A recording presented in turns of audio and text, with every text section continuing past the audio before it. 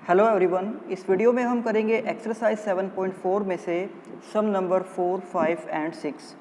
तो यहाँ पर सम नंबर 4 की स्टेटमेंट है the two opposite vertices of a square are -1, 2 and 3, 2। Find the coordinates of the other two vertices.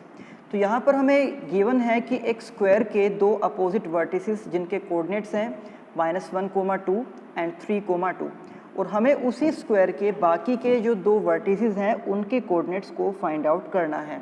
तो आप देख सकते हो कि यहाँ पर हमने एक स्क्वायर को ड्रॉ किया है जिसका नाम है ABCD। तो दो अपोजिट वर्टिसेस हम लेट कर सकते हैं यहाँ पर A एंड C, क्योंकि ये दोनों एक दूसरे के अपोजिट हैं। तो इनके कोऑर्डिनेट्स दिए गए हैं -1, 2 एंड 3, 2 और जो बाकी के दो वर्टिसेस हैं यानी कि B एंड D, इनके कोऑर्डिनेट्स को हमें खुद से फाइंड करना है। तो इसलिए हमने यहाँ पर पॉइंट B के कोऑर्डिनेट्स को लेट किया है x, y and point D के कोऑर्डिनेट्स को हमने लेट किया है x1, y1। तो यानी कि अब हमें यहाँ पर वैल्यू फाइंड करनी है x और y की एंड x1 एंड y1 की वैल्यू को हमें फाइंड करना है।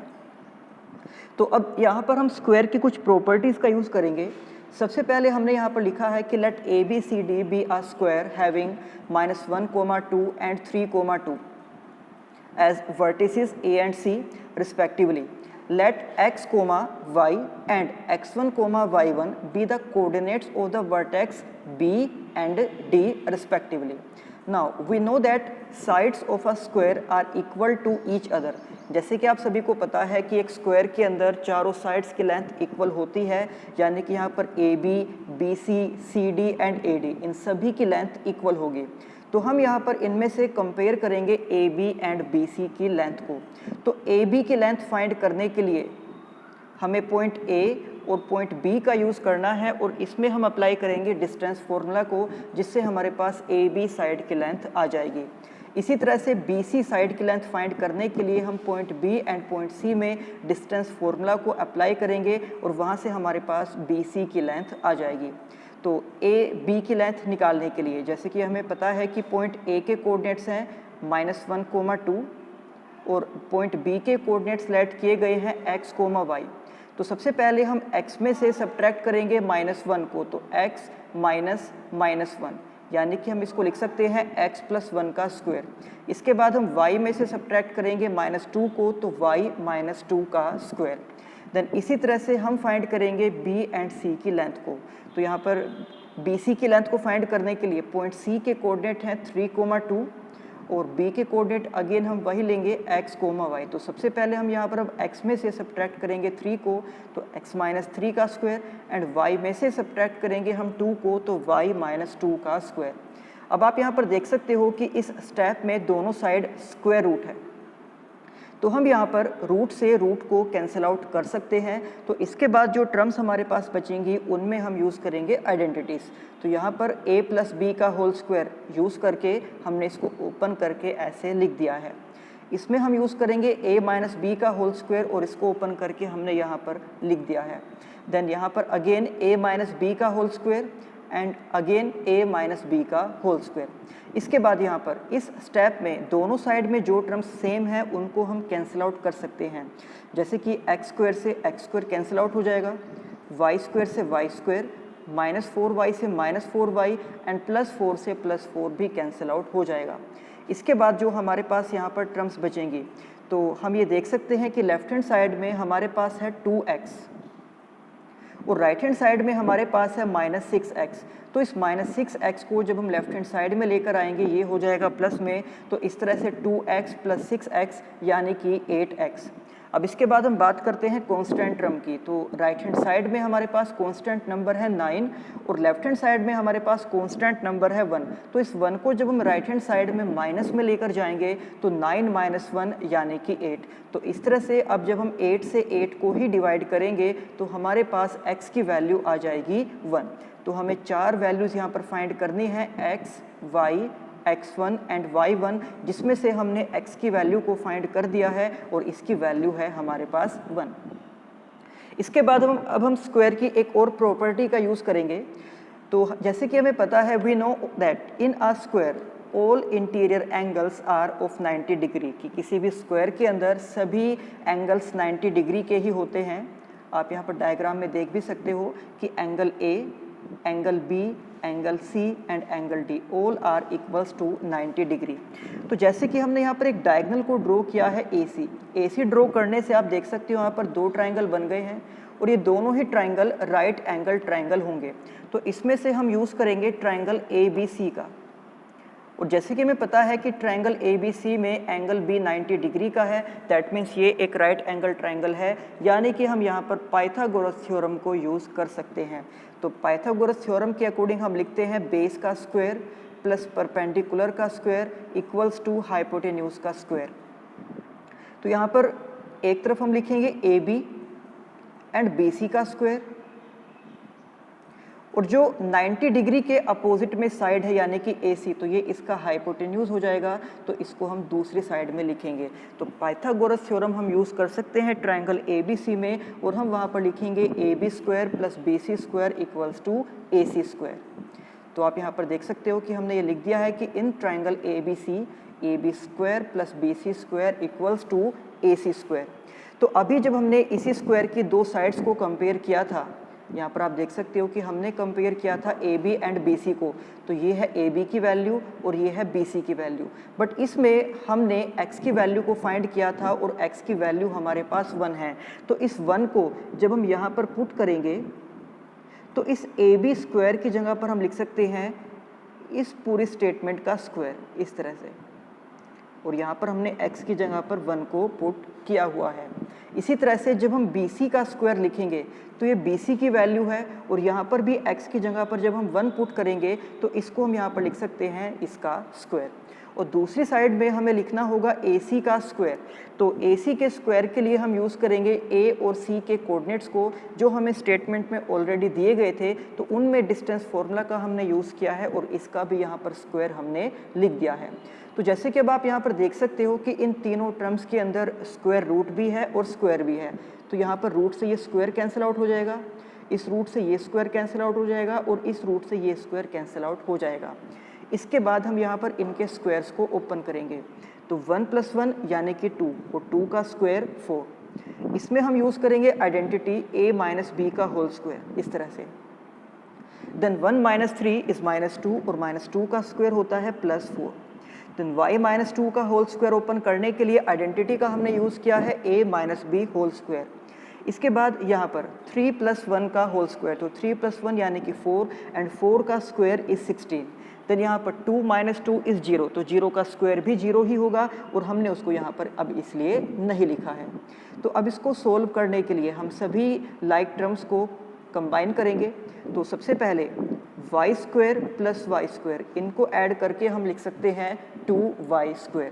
इसी तरह से यहाँ पर 4 + 4 + 4 एंड 4, तो जब हम 4 को 4 टाइम्स ही ऐड करेंगे तो ये हो जाएगा 16।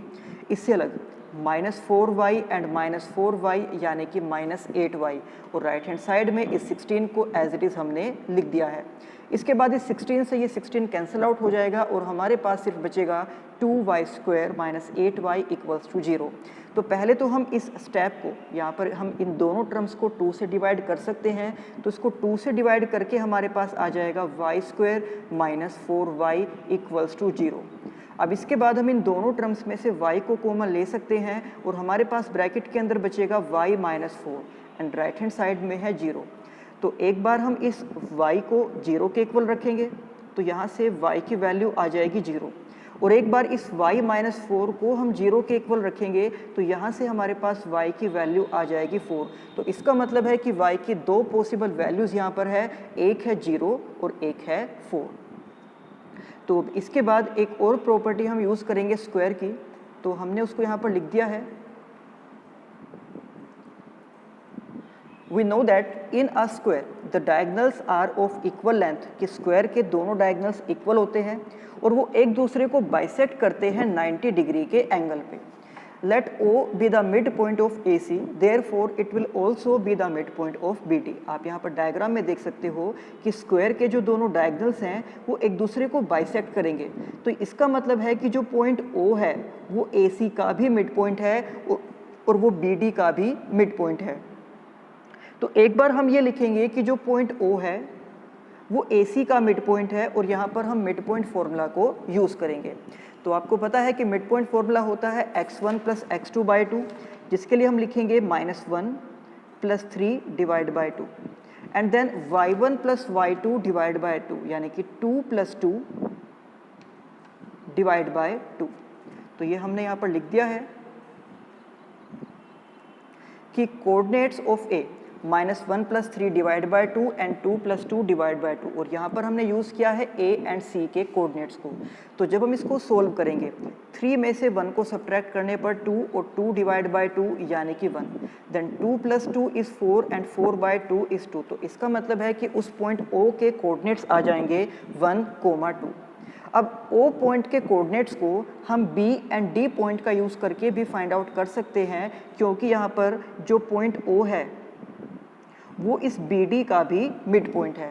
तो यहाँ पर बी डी का अगर ये मिड पॉइंट है तो हम इसमें यूज़ करेंगे बी एंड डी के कोऑर्डिनेट्स को।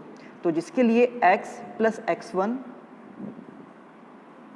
Divide by 2 and y plus y1 divide by 2, जिसमें से हमने x की वैल्यू को फाइंड किया है 1 और y की वैल्यू को अभी हमने फाइंड किया था। तो y की दो वैल्यू हमारे पास आई थी, एक 0 एक 4, तो उनको हम यहाँ पर पुट कर सकते हैं। तो हमने यहाँ पर लिख दिया है b और d के कोऑर्डिनेट्स का यूज़ करके कि 1 प्लस x1/2।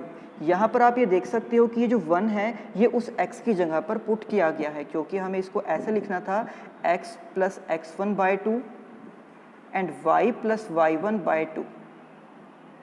तो इस x की जगह पर यहाँ पर हमने पुट कर दिया है 1 और बाकी सभी टर्म्स को एज इट इज़ यहाँ पर लिख दिया है। तो इस तरह से हमने O पॉइंट के कोऑर्डिनेट्स को 2 बार फाइंड किया है, एक बार A एंड C पॉइंट का यूज़ करके जो हमारे पास ये आया था, और एक बार B एंड D पॉइंट का यूज़ करके जो हमारे पास ये आया है। तो क्योंकि ये दोनों ही कोऑर्डिनेट्स O पॉइंट के ही हैं तो इसलिए हम इन दोनों को एक दूसरे के साथ कंपेयर कर सकते हैं।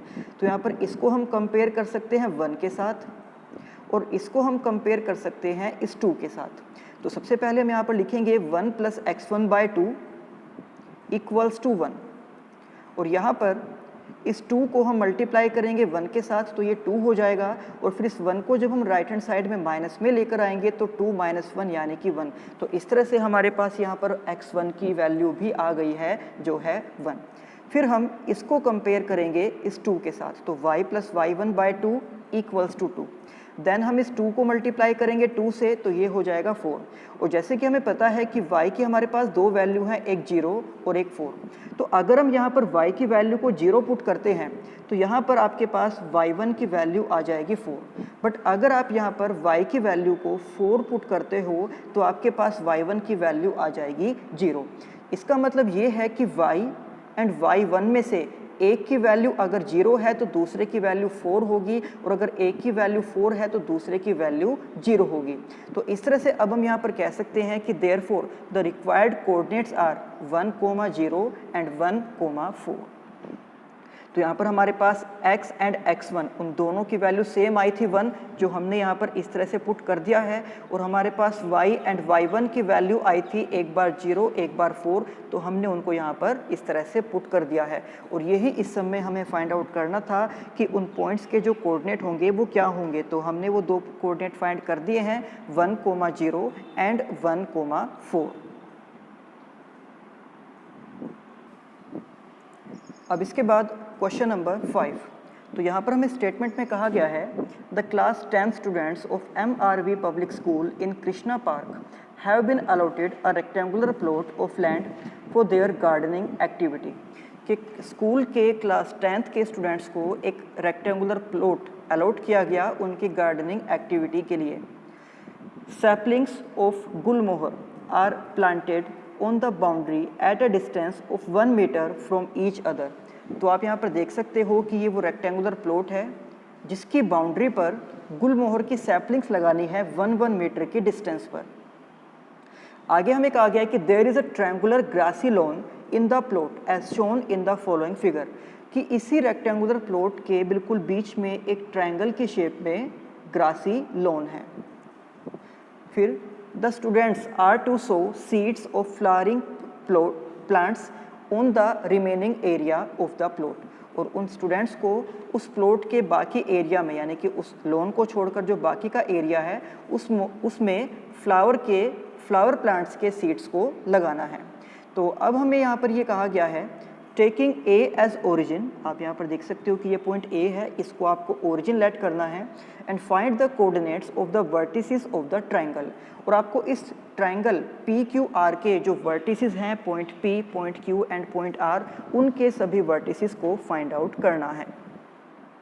तो जैसे कि आपको पता है कि हॉरिजॉन्टल लाइन को हम लेट करते हैं एक्स एक्सिस और वर्टिकल लाइन को हम लेते हैं वाई एक्सिस। तो यहाँ पर एक्स एक्सिस के ऊपर ऑलरेडी नंबर लिखे हुए हैं 1 2 3 4 5 and up to so on. तो वाई एक्सिस पर भी इस तरह से हो जाएंगे कि ये 1 2 3 4 5 6 7 and up to so on. तो सबसे पहले यहाँ पर हम फाइंड करेंगे पी क्यू आर के कोऑर्डिनेट्स को। तो इसके सॉल्यूशन में हम यहाँ पर लिख रहे हैं taking A as origin we will take A D as x axis, यानी कि उस हॉरिजॉन्टल लाइन को हम एक्स एक्सिस लेट करेंगे and A B as y axis और वर्टिकल लाइन को y axis. Now it can be observe that the coordinates of point P are 4,6। तो आप यहाँ पर देख सकते हो कि जो पॉइंट पी है इसके ठीक सामने एक्स एक्सिस यानी कि हॉरिजॉन्टल लाइन पर नंबर लिखा हुआ है 4, और इसी के ठीक सामने जो वाई एक्सिस के ऊपर ये नंबर है, अगर हम इसको काउंट करते हैं तो 1 2 3 4 5 एंड 6। तो इस तरह से यहाँ पर हम कह सकते हैं कि पॉइंट P के कोऑर्डिनेट्स हो जाएंगे 4,6, जो हमने यहाँ पर इसके सॉल्यूशन में लिख दिया है। देन पॉइंट Q के कोऑर्डिनेट्स हैं 3,2। तो इसी तरह से आप यहाँ पर देख सकते हो कि पॉइंट Q के सामने x एक्सिस के ऊपर नंबर लिखा हुआ है 3, और पॉइंट Q के सामने जो y एक्सिस है वहाँ पर नंबर होगा 1 एंड 2। तो यानी कि पॉइंट Q के कोऑर्डिनेट्स हो जाएंगे 3,2, जो हमने यहाँ पर लिख दिया है। एंड R पॉइंट के कोऑर्डिनेट्स फाइंड करने के लिए तो आप देख सकते हो कि पॉइंट R के ठीक सामने x एक्सिस पर ये नंबर लिखा हुआ है 6, और इसी के बिल्कुल सामने जो y एक्सिस पर नंबर है अगर हम उसको काउंट करते हैं तो 1 2 3 4 एंड 5, यानी कि पॉइंट R के कोऑर्डिनेट्स हो जाएंगे 6,5, जिसको हमने यहाँ पर इस तरह से लिख दिया है। तो यहाँ पर हमने point P, point Q and point R के सभी कोऑर्डिनेट्स को फाइंड आउट कर लिया है। तो अब अगर हम इस ट्रायंगल के एरिया को फाइंड करते हैं तो इसके लिए हमें फॉर्मूला यूज़ करना होगा कि 1/2 x1 into y2 minus y3 plus x2 into y3 minus y1 and plus x3 y1 minus y2, और इन सभी पॉइंट्स को हमें यहाँ पर इसके अंदर पुट करना होगा। तो जो फर्स्ट पॉइंट के कोऑर्डिनेट्स हैं ये हैं x1, y1, ये हो जाएंगे x2, y2, और ये हो जाएंगे x3, y3। तो फॉर्मूले के अकॉर्डिंग हमने सबसे पहले लिख दिया है यहाँ पर 1/2 को। देन फर्स्ट पॉइंट में से x कोऑर्डिनेट यानी कि 4, इसके बाद जो बाकी के 2 पॉइंट्स हैं उनमें से हम यूज़ करेंगे उनके y कोऑर्डिनेट्स का, तो 2 माइनस 5 ये हमने यहाँ पर लिख दिया है। देन सेकंड पॉइंट का x कोऑर्डिनेट यानी कि 3, और बाकी के जो 2 पॉइंट बचे हैं उनमें से हम यूज़ करेंगे उनके y कोऑर्डिनेट्स का, तो 5 माइनस 6। अब इसके बाद थर्ड पॉइंट का x कोऑर्डिनेट जो कि 6 है, और बाकी के जो 2 पॉइंट्स बचे हैं उनके y कोऑर्डिनेट्स, तो यानी कि 6 माइनस 2। एंड जब हम इसको सोल्व करेंगे तो यहाँ पर इस 1/2 को एज इट इज़ हमने लिख दिया है। देन ये 4 और ब्रैकेट के अंदर 2 माइनस 5 यानी कि माइनस 3, और इनका प्रोडक्ट हो जाएगा माइनस 12। देन इसके बाद 3 और ब्रैकेट के अंदर 5 माइनस 6 यानी कि माइनस 1, तो इनका प्रोडक्ट हो जाएगा माइनस 3। फिर इसके बाद हमारे पास है 6 और ब्रैकेट के अंदर 6 माइनस 2 यानी कि 4, तो 6 एंड 4 का प्रोडक्ट इज़ 24। तो जब हम इसको सोल्व करेंगे, यहाँ पर आप देख सकते हो कि 2 नेगेटिव टर्म्स हैं, माइनस 12 माइनस 3, तो उनको हम मिलाकर लिख सकते हैं माइनस 15, और एक पॉजिटिव टर्म है 24, तो 24 माइनस 15 इज़ 9, और इसके बाहर 1/2 लिखा हुआ है, तो इसलिए हम कह सकते हैं कि इसका एरिया हो जाएगा 9/2 स्क्वायर यूनिट्स। अब इसी सम के सेकंड पार्ट में हमसे पूछा गया है What will be the coordinates of the vertices of triangle PQR if C is the origin? तो फर्स्ट पार्ट में हमने पॉइंट A को ओरिजिन लेट किया था, और अब सेकंड पार्ट में हमें पॉइंट C को ओरिजिन लेट करना है और फिर से उस point P, Q and R के कोऑर्डिनेट्स को फाइंड करना है। तो अब यहाँ पर हम इसके सेकंड पार्ट के सॉल्यूशन में लिखेंगे taking C as origin, CB as x axis and CD as y axis, यानी कि अभी भी हम हॉरिजॉन्टल लाइन को x एक्सिस और वर्टिकल लाइन को y एक्सिस लेट करेंगे। तो जो point P, Q and R के कोऑर्डिनेट्स हो जाएंगे, तो सबसे पहले हम फाइंड करेंगे यहाँ पर पॉइंट P के कोऑर्डिनेट्स को। तो यहाँ पर आप देख सकते हो कि ये आपका ओरिजिन है, इसका मतलब है कि ये होगा आपका x एक्सिस और ये हो जाएगा आपका y एक्सिस। तो इसमें पॉइंट P के सामने x एक्सिस पर जो नंबर है अगर हम उसको काउंट करते हैं तो 1, 2, 3, 4, 5, 6, 7, 8, 9, 10, 11 एंड 12। तो यानी कि यहाँ पर इसका जो x कोऑर्डिनेट है वो है 12 और यहीं पर अगर हम इसके y कोऑर्डिनेट को फाइंड करते हैं तो आप देख सकते हो यहाँ पर y का जो नंबर है वो होगा 1, 2, यानी कि हम लिख सकते हैं कि पॉइंट P के कोऑर्डिनेट्स हैं 12, 2। तो हम यहाँ पर इसके सॉल्यूशन में लिख देंगे कि जो पॉइंट P के कोऑर्डिनेट्स हैं वो हैं 12, 2। अब इसी तरह से हम फाइंड करेंगे पॉइंट Q के कोऑर्डिनेट्स को। तो पॉइंट Q के कोऑर्डिनेट्स को फाइंड करने के लिए हम सबसे पहले ये देखेंगे कि इसके सामने x एक्सिस पर कौन सा नंबर लिखा हुआ है। तो इसको काउंट करने के लिए 1, 2, 3, 4, 5, 6, 7, 8, 9, 10, 11, 12 एंड 13, यानी कि इसका जो x कोऑर्डिनेट है वो है 13 और यहीं पर अगर हम इसके y कोऑर्डिनेट को फाइंड करते हैं तो 1, 2, 3, 4, 5 एंड 6। तो इस तरह से पॉइंट Q के कोऑर्डिनेट्स हो जाएंगे 13, 6। तो इसको भी हम वहाँ पर सॉल्यूशन में लिख देंगे कि पॉइंट Q के कोऑर्डिनेट्स हैं इस बार 13, 6। देन हम फाइंड करेंगे पॉइंट R के कोऑर्डिनेट्स को। तो पॉइंट R के कोऑर्डिनेट्स के लिए इसके सामने जो x एक्सिस पर नंबर लिखा हुआ है वो होगा 1, 2, 3, 4, 5, 6, 7, 8, 9 एंड 10 एंड इसी के सामने जो y एक्सिस है वहाँ पर नंबर है 1, 2 एंड 3, यानी कि पॉइंट R के कोऑर्डिनेट्स हो जाएंगे 10, 3। तो हमने यहाँ पर C पॉइंट को ओरिजिन लेट करते हुए point P, Q and R के कोऑर्डिनेट्स को फाइंड किया है जो है 12, 2, 13, 6 एंड 10, 3। अब फिर से हम इसी ट्रायंगल का एक बार फिर से एरिया फाइंड आउट करेंगे जैसे कि हमने फर्स्ट पार्ट में किया था। तो सेम वही फॉर्मूला हम यूज़ करेंगे और इस बार इन तीनों पॉइंट के कोऑर्डिनेट्स को हम यहाँ पर पुट कर देंगे और इनको पुट करके जब हम सोल्व करेंगे तो इस बार भी हमें उस ट्रायंगल का एरिया मिलेगा 9/2 स्क्वायर यूनिट्स, यानी कि इसका मतलब ये है कि ओरिजिन को शिफ्ट करने से ट्रायंगल के एरिया पे कोई भी चेंजेस नहीं आएगा, उसका एरिया सेम ही रहेगा। तो हम ये लिख सकते हैं it can be observed that the area of the triangle is same in both the cases. इसके बाद क्वेश्चन नंबर 6। तो इसकी स्टेटमेंट है the vertices of a triangle ABC are A 4,6, B 1,5 and C 7,2. A line is drawn to intersect side AB and AC at D and E respectively. तो आप यहाँ पर देख सकते हो कि एक ट्रायंगल के 3 वर्टिसेस हमें दिए गए हैं। ये हमारा ट्रायंगल है ABC जिसके तीनों वर्टिसेस के coordinates A, B and C ये हमें दिए गए हैं। इसके बाद यहाँ पर कहा गया है कि इसके बीच में से एक लाइन को ड्रॉ किया गया DE जो इस AB को तो इंटरसेक्ट करती है D पर और इस AC को इंटरसेक्ट करती है पॉइंट E पर। इसके बाद such that AD upon AB and AE upon AC, AD upon AB and AE upon AC इनकी वैल्यू दी गई है 1/4।